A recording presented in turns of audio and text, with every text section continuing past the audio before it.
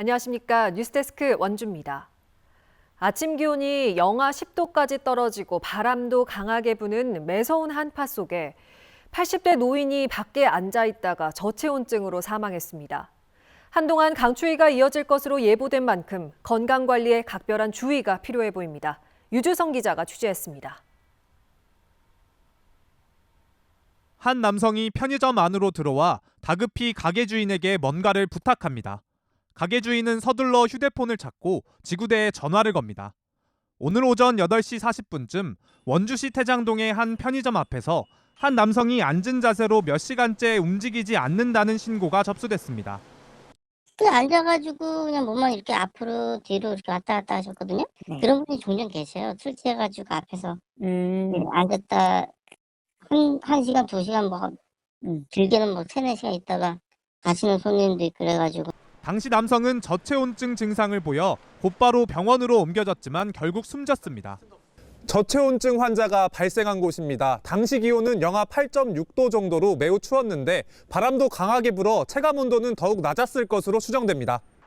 원주에는 어젯밤부터 한파경보가 내려져 있었고 아침 최저 기온은 영하 9.2도, 체감 온도는 영하 14.9도까지 떨어져 한파가 맹위를 떨쳤습니다. 오늘 아침 평창 대관령의 체감 온도는 영하 28.1도를 기록하기도 했습니다. 강원도는 숨진 남성을 한랭 질환으로 인한 사망자로 잠정 분류하고 정확한 경위를 조사하고 있습니다.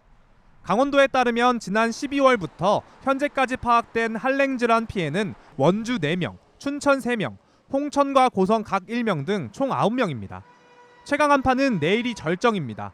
내일 원주의 아침 기온은 오늘보다 5도가량 더 떨어져 영하 14도, 대관령은 영하 22도로 예보됐고 낮에도 기온이 영하권을 밑돌아 매우 춥겠습니다. 이번 한파는 일요일이 돼서야 평년 수준을 회복할 것으로 예보된 만큼 건강관리에 각별한 주의가 필요합니다. MBC 뉴스 유주성입니다. 윤석열 대통령의 체포영장 집행이 불발되면서 정권 퇴진을 촉구하는 시민들의 목소리도 커지고 있습니다. 강추위에도 아랑곳하지 않고 거리에서 윤석열 퇴진을 외치고 있습니다. 권기만 기자가 취재했습니다. 매서운 칼바람에 온몸이 움츠러듭니다. 하지만 시민들은 모자와 장갑으로 중무장하고 어김없이 거리로 나왔습니다. 누군가 준비해준 어묵 한 그릇에 추위와 허기를 잊고 목소리를 높입니다. 내란 속에 윤석열을 구속하라! 구속하라! 구속하라! 구속하라!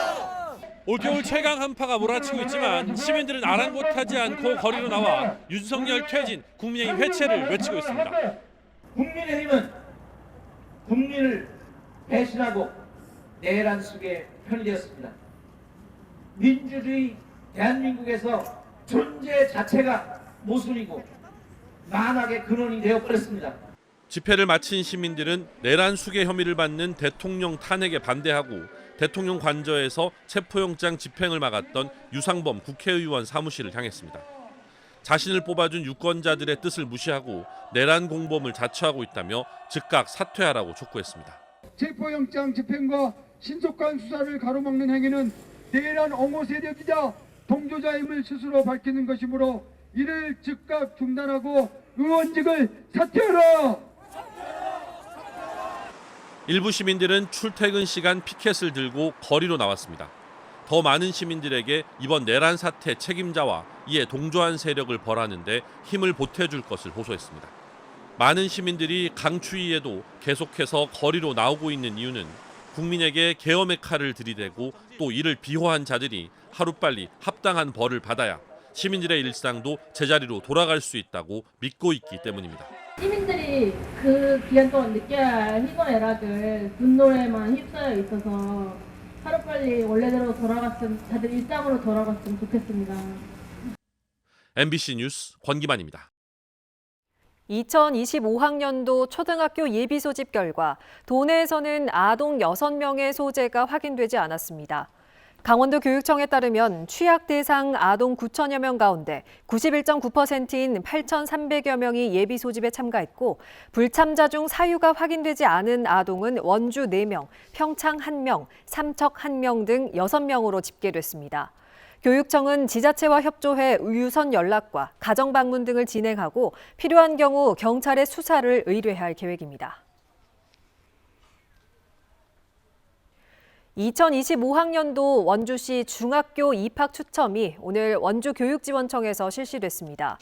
원주 지역 중학교 입학 예정자 3,388명 가운데 94.8%가 1지망에 배정됐고 3.08%가 2지망, 0.62%가 3지망 학교에 배정됐습니다. 배정 결과는 원주교육지원청 홈페이지에서 확인할 수 있고 오늘 13일부터 17일까지 배정받은 학교에 등록해야 합니다. 한편 어제 실시된 고교 평준화 지역 학생 추천 배정에서는 원주 지역에서 81명의 학생이 불합격한 것으로 집계됐습니다. 정부는 올해 지역 화폐 예산을 한 푼도 반영하지 않으면서 지자체마다 불만이 적지 않습니다. 특히 자영업자들은 불경기에 생계를 포기할 지경이라고 한숨을 쉬고 있는데요. 무너져가는 지역 골목 상권을 위해 적극적인 재정 투입이 필요하다는 지적도 나옵니다. 허지희 기자가 보도합니다. 40대 후반에 실직하고 9년 전부터 음식점 운영을 시작한 50대 부부. 종업원 없이 단둘이 장사하고 있는데 어느덧 60을 바라보고 있습니다. 최근 불경기를 몸으로 체감하고 있습니다. 한동안 매출에 도움을 줬던 지역 화폐는 인센티브가 줄면서 결제하는 손님이 크게 줄었습니다.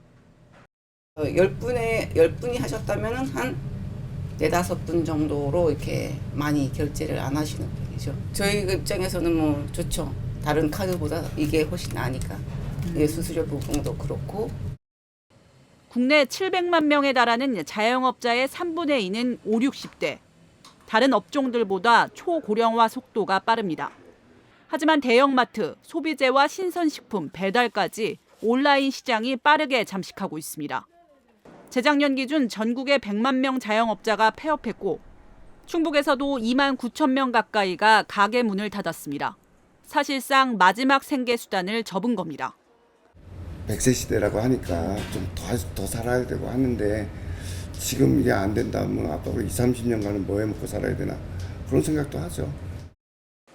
결국 이들에 대한 사회적 부담이 막대한 재정 부담으로 돌아올 거란 예측이 나오고 있습니다. 정부의 재정 부담, 복지 부담으로 다 넘어올 것이다. 이럴 때문에 이분들이 폐업하고 다 기초생활보장의 대상이 된다라고 하면 거기에 들어가는 비용이 또 엄청나게 되는 거죠. 이 때문에 소상공인에게 직접 혜택이 돌아가는 지역 화폐를 골목 상권의 자생력을 키우는 복지 수단으로 봐야 한다는 주장도 나옵니다. 지역 상품권이 현재로서는 마땅한 대안이 없는 상태에서 그나마 작동하는 그런 프로그램이 아니냐.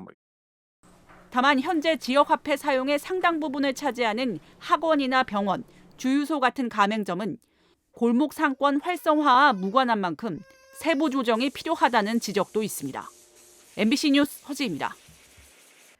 강원도의 올해 지방채 발행 규모가 1,700억 원인 것으로 나타났습니다. 허영 국회의원이 행정안전부로부터 받은 자료에 따르면 강원도의 지방채 발행 규모는 1,700억 원으로 전국 17개 광역시도 가운데 경상북도와 함께 13번째로 많았습니다. 허영 의원은 경기도가 지방재정 위기로 19년 만에 지방채 발행에 나서는 등 지자체마다 재정 운영에 어려움을 겪고 있지만 정부는 아무런 대책이 없다고 지적했습니다. 원주에 있는 의료기기 생산 업체인 팀 엘리시움이 미국에서 열리고 있는 CES 2025에서 혁신상을 수상했습니다. 이번에 수상한 제품은 실시간으로 사용자의 체형을 진단해 분석해주는 기기 바디닷 피트니스로 적외선 기술을 이용해 평상복을 입은 상태로 측정과 진단이 가능하고 예상되는 증상과 질환을 알려주는 것이 특징입니다. 미국 소비자기술협회가 선정하는 혁신상은 우수한 엔지니어링과 디자인으로 글로벌 과제를 해결하고 의미 있는 변화를 이끈 기업에 수여합니다. 다음은 희망 2025 나눔 캠페인에 성금을 보내주신 분들입니다.